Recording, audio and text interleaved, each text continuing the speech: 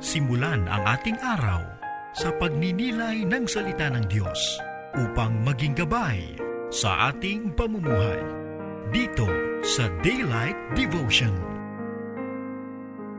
Praise God. Magandang umaga po mga kapatid. Ito ang Daylight Devotion na sumasahipapawid sa Light TV, radio at napapakinggan din sa DWZB 91.1 FM sa Palawan at DZJB 1458 Radio Calabarzon.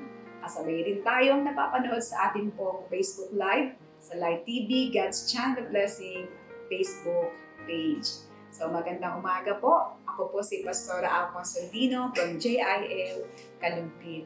Isang mapagpalang araw po sa ating lahat. Muli po sa ating mga taga-subaybay. Isang pagkakataon po na tayo ay makapagbulay ng kanyang salita. Ang mga salita po ng Panginoon na ating pong magiging pagkain sa umagang ito at lakas natin sa ating maghapon. Ano man po ang ating mga gagawain, mauna po nating bulayin ang salita ng Panginoon. Ngayong umaga po, nais ko pong mag-share sa atin ng ilang bagay lamang po sa kasalukuyang sitwasyon na atin pong nilalakaran. Ang henerasyon po natin ay nahaharap sa maraming pagsubok, maraming kahirapan, laban ng buhay, at ang henerasyong ito ay nahaharap po sa mabigat na mga pagpapasya kung paano tatawid sa mga hamon ng panahon. Kaya naalala ko po ang isang kasaysayan sa banal na kasulatan sa aklat po ni Joshua. Ito po ang ating bulayin, chapter 1. Po ang nilagyan po natin ng title, A Call for a New Generation. Ang panawagan po sa bagong panahon. So sa panahon po natin, kay Joshua chapter 1, gusto ko pong basahin natin. Sundan niyo po ako sa inyong mga Biblia. In Joshua chapter 1, ang sabi po dito sa verse 1 and 2, ang sabi po, kaya Joshua, Moses, my servant, is dead. Therefore, the time has come for you to lead these people, the Israelites, across the Jordan River into the land I am giving them. So sabi po dito, Moses, the Lord's servant, the Lord spoke to Joshua, son of Nun, Moses' assistant. So dito po ay tinawag ng Panginoon si Joshua as assistant ni Moses, at dahil patay na po ang kanyang leader, ang sabi po sa kanya, dumating na ang oras at ngayon na ikaw ay aking tatawagin para pangunahan mo ang aking bayan. So ang aklat po ni Joshua ay alam po natin, ito po ay makasaysayan pong kwento kung paanong naitawid ang bayan ng Diyos sa isang bagong buhay to cross over the Jordan River. So to cross over sa Jordan River, isang malaking hamon po sa panahon nila. So ang pangako ng Diyos sa pasimula pa sa kanyang mga ninuno, maihatid sa lupang pangako na magiging kakaibang buhay, masagana, at nandoon po ang lahat ng pabor ng Panginoon upang matikman nila ang katuparan ng pangako ng Panginoon. But sa pagkakataon pong ito, ang new generation sa pangunguna po ni Joshua, ang siyang kinilala, identified as a mighty warrior. Joshua is a great military. Siya po ay kinilala na mandirigma ng Panginoon. At sa panahong ito, ang pagkakatawag po ng Diyos sa kanya, you will lead my people, that I may fulfill what I have promised to them. Gagabayan mo sila, aakayin mo sila, iyahatid mo sila sa lupang pangako upang maranasan na nila ang pangako ko sa kanilang mga buhay. Pinangako ko sa kanilang mga ninuno. New generation, sapagkat ang mga old generation po ay kilala natin. 40 years, nabuhay sa wilderness, na nag-represent po ng difficulty, hardship, problem, trials, po ang mabigat at mahirap na buhay.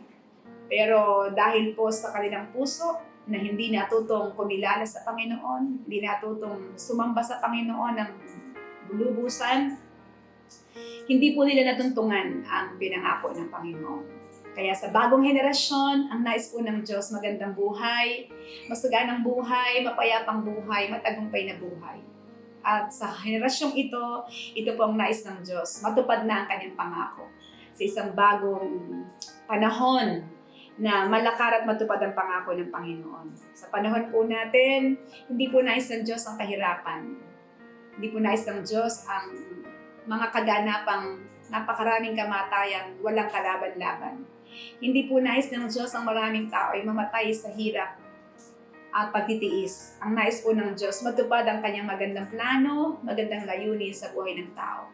A glorious and great destiny for man.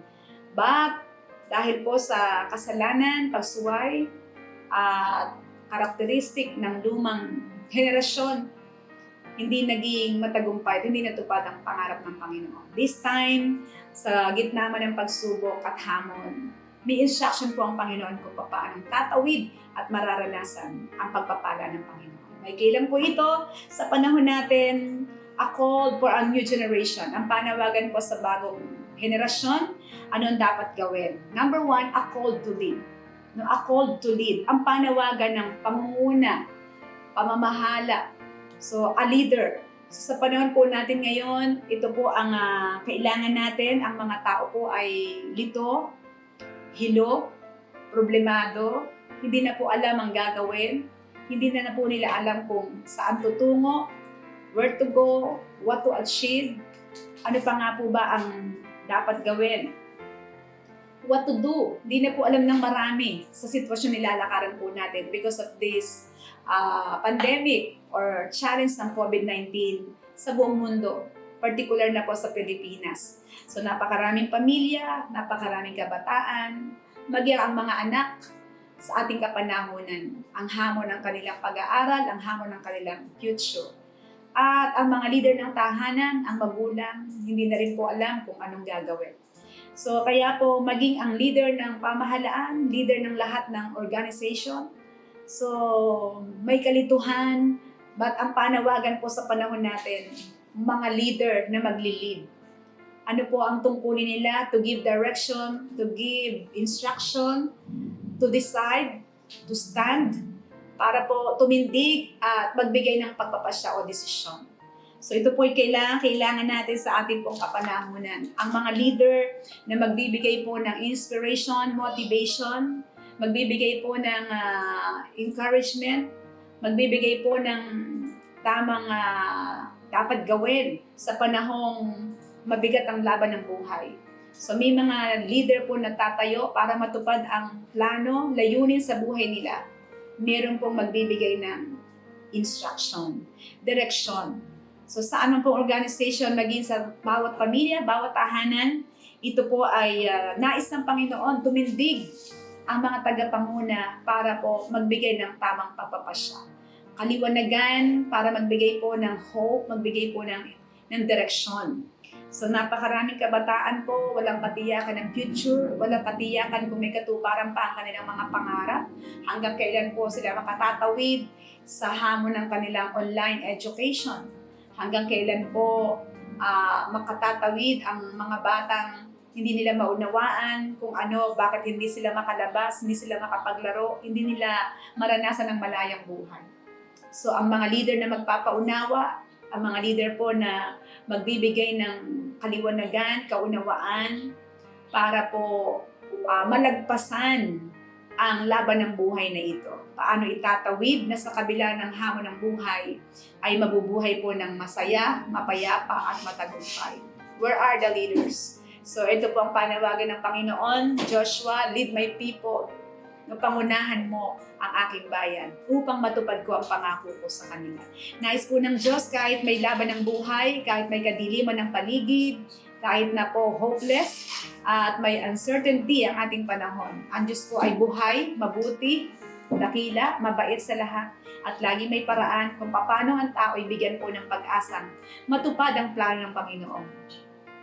Una po ang church at ang mga leader na may takot sa Panginoon, ang inaasahan po ng Diyos na tinatawagan sa panahon natin ngayon, na titindig at magbibigay po ng hakbangin kung ano po ang dapat gawin. Tayo mga magulang po ang magbigay ng pag-asa sa ating mga anak. Tayo pong mga mag-asawa sa tahanan, maging maayos at makapagbigay po ng direksyon sa tahanan, sa pamilya. Kaya po, napaka-importante sa panahon po natin, maitawid natin ang ating sambahayan. Maitawid po natin ang mga taong pinagkatiwala sa atin ng Panginoon sa daang patungo sa Panginoon na magaganda pa rin ang plano ng Diyos at katagumpayan para sa kanilang mga buhay. Pangalawa po, ang panawagan sa henerasyong ito, commanded to be strong. Kay Joshua po sa verse 7, ay sinabi po ng Panginoon kay Joshua sa verse 7, be strong and courageous, for you are the one who will lead these people to possess all the land I swore to your ancestor. Sabi niya, magpakatapang at magpakalakas sapagkat ikaw ang pinili ko para pangunahan ng aking bayan na matuntungan nila ang lupaing pinangako ko sa kanilang mga ninuno. Be strong and very courageous. 4 na beses po binanggit dito po sa Joshua chapter 1 ang salitang be strong. Sabi ng verse 9, this is my command. I commanded you to be strong and courageous. Do not be afraid or discouraged, for the Lord your God is with you wherever you go. As a leader po, hindi po pwede po na discourage. Hindi po tayo makakatindig, hindi po tayo makakatayo, hindi po tayo makakapanguna, makapamamahala kung wala pong tapang. Kaya po ang pangalawang inuutos ng Panginoon, to be strong and courageous. Saan po ba tayo dapat maging matapang? Una, sabi po, be strong as a leader. Be strong and courageous. Courageous leader. No, matapang na tagapanguna, to rule, to give direction to the people, to give inspiration, to give hope, to give instruction and order, what to do, what to achieve, where to go. Napaka-importante po. Kaya sabi dito, be strong as a leader. Huwag kang matakot pagkat ako'y nangangako sasamahan ka kung paano sinamahan ko si Moises. Saan pa po? Be strong in the Word of God. Sabi dito sa verse 7, be very strong and courageous. Be careful to obey all the instruction Moses gave to you. Do not deviate from this turning either to the right or to the left. Sabi niya, maging matapang ka sa pagsunod sa bawat instruction binigay ko sa iyo. So wag kang matakot, ang bawat sinabi ko ay pilitin mong matupad, masunod ito.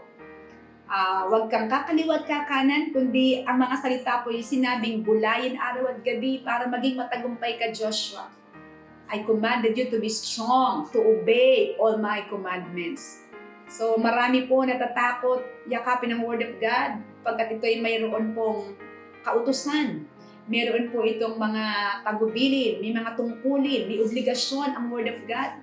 Pero para magtagumpay ka, Joshua, maging matapang kang gawin ang aking mga inuutos sa iyo para magtagumpay ka sa tungkuling pinagkakatiwala ko sa iyo. Sa panahon po natin, ang manual of life at ang takbuhan po natin para magtagumpay tayo sa buhay na ito, meditating the Word of God, the power of God's Word. Ang salita ng Panginoon na maghahatid po sa atin sa katagumpayan. Ang salita ng Diyos na ating narinig, na ating pong nababasa, na pinapahayag ng Panginoon, ang magiging knowledge, understanding, and wisdom po natin para tayo magtagumpay sa ating pong pangunguna, pamamahala, pagdidirect ng ating mga anak, ng ating pamilya, relatives, church, ministry, kung ano man po ang gampanin natin sa buhay na ito. Ang salita ng Diyos, ang backup po natin para matiyak nating mararating ang ating pong patutunguhan at para tayo makatawid sa lahat ng hamon ng pagsubok, financially, materially, mentally, emotionally, even relational, and even our career. Ang tangi po nating panghahawakan kung ano ang instruction ng salita ng Panginoon. Maging matapang po tayong tanggapin. Kahit mahirap ang instruction, yun ang sinabi ng Panginoon, do it.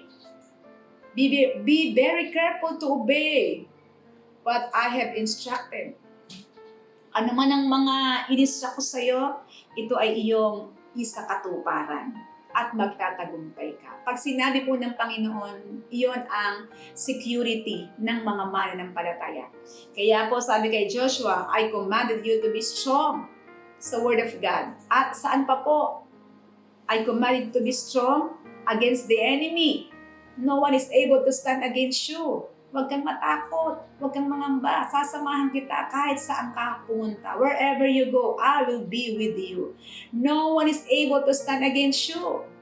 So kaya saan man tayong lugar, labanan, ano man pong gawa ng kaaway, hindi siya magtatagumpay. Pagkat ang Diyos, greater is He than He who is in the world.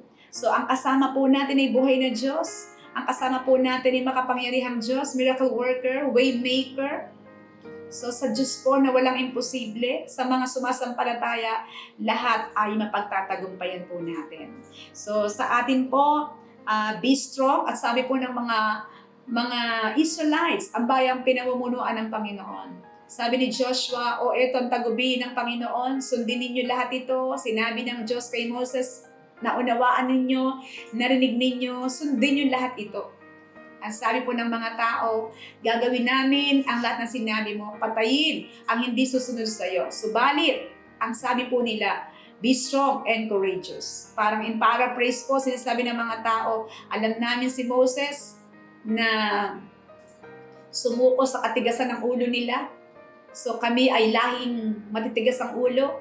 Alam mong kami mula sa lahing hindi nakatawid sa pagsubok, hindi nakatawid sa Ilog Jordan, hindi po sumama ang iba pa rin, nangamatay sila sa ilang na hindi nila natuntungan ang napakagandang pangako ng Diyos. Bakit? Sapagkat sila'y pasaway. Mga reclamites, walang ginawa kundi magreklamo. Araw at gabi, hindi nila natutunang pasalamatan, kilalanin, paniwalaan, tanggapin, igalang. They did not recognize God, receive God, respect God. Kaya nawalan sila ng right to possess the land and to fulfill the promises of God. Ngayon po sa ating panahon, mga kapatid ko po sa Panginoon, kapwa ko po mananampalataya o mga first-timer man na sumusubaybay sa programang ito, ang mga salita po ng Diyos ay napakahalaga para sa atin. Ito panlaban natin sa kaaway, panlaban po natin sa ating sarili, self-leadership. Ito po ang panlaban natin sa mga tao who persecute us, criticize us. Ang salita po ng Panginoon ang ating panghahawakan para po tayo ay makapagtagumpay. At panghuli po, commission to conquer the land. No, ikinomission po ng Diyos si Joshua. Joshua, ikaw ang magko-conquer ng mga lupain. Bawat tuntungan ng paa mo ay pagtatagumpayan mo ito. No, sa verse 3 po, ay binanggit sa verse 3, ang bawat tuntungan ng mga paa mo ay pagtatagumpayan mo. Ibibigay ko sa iyo para ang lahat ng lupain ay mapagtagumpayan mo, maani mo, at iyan ay ibibigay mo sa bawat tribo para maranasan nilang mabuhay na mapayapa at matuntungan na nila ang mga pangako para sa kanilang buhay. At dito po ay kinomisyon ni Joshua sa mga mandirigma niya sa verse 14. Sabi niya, ang mga wives, ang mga asawa, mga anak mananatili dito sa lupain, pero your strong warrior, fully armed, must lead the other tribes across the Jordan to help them conquer their territory. Stay with them until the Lord give them rest. Ulitin ko lang po, ang sabi doon, but your strong warriors, fully armed, must lead the other tribes across the Jordan to help them conquer their territories. Stay with them until the Lord give them rest. Ito po yung panghuli. No, kinomission po ng Panginoon ang mga matatapang po niyang mandirigma na armado, na ang sabi niya, kayo ang tatawid sa Ilog Jordan, tutulungan niyo ang mga kamag-anakan niyo, mga relatives, mga katribo, ang 12 tribes ng Israelites, tutulungan niyo silang mapagtagumpayan at makuha ang kanilang mga teritoryo sa kanilang mga kaaway. Hindi niyo sila iiwan, mananatili kayo sa kanila hanggat hindi sila napapayapa. Hanggat may mga kaaway sa paligid nila, hindi niyo sila iiwan. Help them to conquer their territories. Mga kapatid, sa panahon pong ito po ang dapat natin palakasin. Na po tayo sa bagong henerasyon na nasa gitna ng pagsubok ng pandemya. Binalik po tayo sa buhay na simple, walang mall, wala po tayong tourism, wala po tayong mga pasyalan na pwedeng puntahan. Sarado po lahat ng ahensya, maliban po sa supply ng mga pagkain. maging businesses, wala pong mga lugar na pwede po nating dating pinupuntahan na tayo po'y makapagre-relax. So ngayon po ay nasa labanan tayo sa lahat ng aspeto. Kalusugan, sakit karamdaman, pananalapi, material, ang kaisipan, ang damdamin, ang dami pong tao ay hindi na po nila malaman kung paano magtatagumpay sa buhay na ito. Ang mga strong warrior po ay ikinukomisyon na abutin at tulungan ng mga tao ito para makonquer nila, mapagtagumpayan po yan. Ang land po ay simbolo ng promise ng Panginoon. Hindi po literal na lupain, but the promises of God. Gusto po ng Diyos ang kagalingan, kalusugan, mahabang buhay, kasaganaan, katagumpayan, kapayapaan. Gusto po ng Diyos ito sa lahat ng kanyang nilalang. Hindi niya kalooban ng tao ay mamatay ng walang laban, mamatay ng nasa kapahamakan. But dahil po sa kasalanan ng mundong ito, ng ating pong panahon, ang marami pong tao ay nagdurusa, naghihirap. Ang mga mandirigma ng Panginoon, ang mga tao po ng Panginoon na may kaliwanagan at pinatapang ng salita ng Panginoon ay ikinukomisyon po para pagtagumpayan ang mga pangako ng Diyos sa kanilang mga buhay. Ngayon pong umaga, sa 3 bagay na ito na panawagan ng Diyos sa bagong henerasyon po natin, matulungan po natin itawid ang ating mga mahal sa buhay, kamag-anakan, kapitbahay, mga taong connected with us sa ministry, na matawid po nila ang hamon ng pagsubok. Ang ilog Jordan na mapanganib, mabilis ang agos ng tubig, pero ang lahat ng tutungtong at lahat ng luluso, doon natin makikita ang himala ng Panginoon. Sa mga matatapang na leader, sa mga leader po na may lakas ng loob at handang umabot, tumulong sa kanyang mga kapwa, may himala pong kayang ipakita ang Panginoon. Kaya po, sa ating pagkatapos, sa lahat po ng gustong sumama sa henerasyong ito, sa lahat po na nagnanais sumama sa henerasyong ito, you will become a barrier breaker and breakthrough believer. Sa oras na ito, tayo pong lahat ay yumuko at tayo po ay manalangin. Magpasalamat po tayo sa Panginoon sa mensaheng pinaalala sa atin sa umagang ito. Praise God, praise God, praise God. Banal na Espiritu, salamat po sa iyong salita. Ikaw po ang magpapaunawa at ikaw po ang hihipon ng aming puso para ang mga salitang ito ay aming pong mai-apply sa aming buhay, lalo na sa aming panahon. Ang henerasyong ito na humaharap ng hamon ng panahon, laban sa buhay, mga pagsubok, kabigat at kahirapan. Ang tangi po naming pag-asa para kami makatawid sa buhay na ito.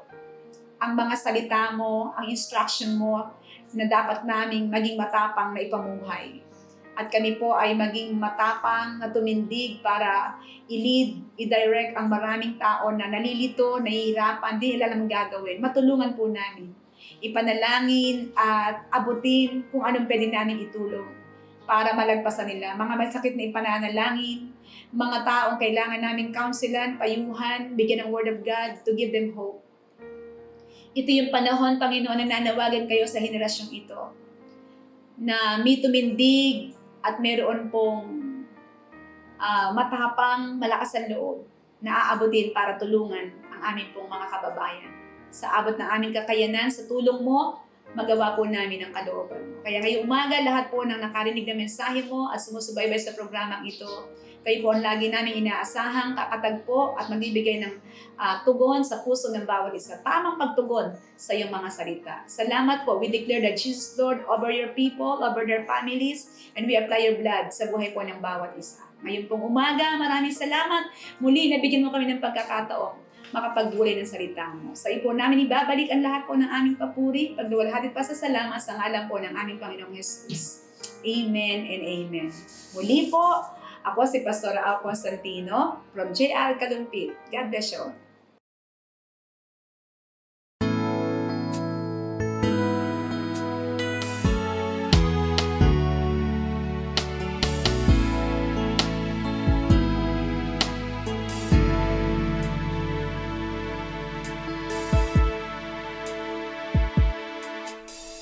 God, you are my God.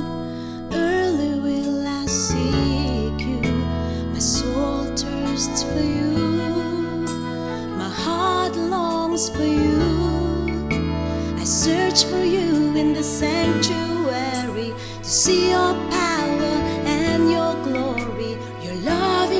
kindness for me is better than life. I will bless your name. I will lift my hands with my lips. I will praise you. My soul is satisfied in the shadow of your wings. I will rejoice. I will follow you all of my days. God, you are my God. Early will I seek you. My soul thirsts for you.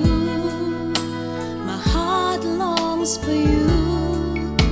I search for you in the sanctuary to see your power and your glory. Your loving kindness for me is better than life. I will bless your name. I will lift my hands with my lips. I will praise you. My soul is satisfied in the shadow of your wings. I will rejoice. I will follow you all of my days. I will bless your name. I will lift my hands with my lips. I will praise you. My soul is satisfied in the shadow of your wings. I will rejoice. I will follow you all of my days.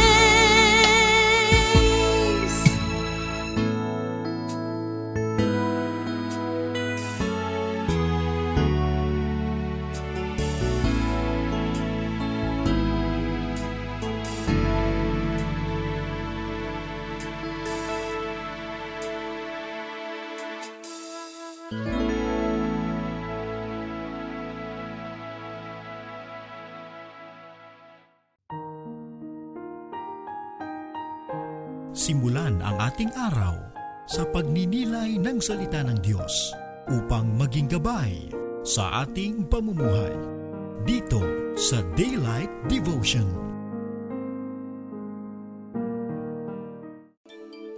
Light TV would like to extend our heartfelt thank you to all our generous donors and sponsors. Your unselfish giving will continue to touch more lives for the glory of God. My favorite since teenage days. Pinagpupuyatan ko talaga. Totoo. Blessed morning sa Light Nag-aaral TV, God's Channel of Blessing. Malaki ang pasalamat ko sa lagi kong pagsubaybay ng inyong programa. Sobrang nakaka-bless po program nyo, pati mga Thanks topics. for the inspiring word of the Lord. I hope that you can feature more of the preaching Sure, marami kasi morning kaya. You too can become God's channel of blessing by partnering with us and sending your donations via these channels. Bank of the Philippine Islands. Account name Light TV Ministries Foundation Incorporated. Account number 004031006401. Swift code BOPI PHMM Manila, Philippines. China Banking Corporation. Account name Light TV Ministries Foundation Incorporated. Account number 102500001426. Swift code CHBK PHMM Manila, Philippines. PayPal code number 8YT3 PHF ZL5YYY. Again, thank you for partnering with Light TV, God's channel of blessings.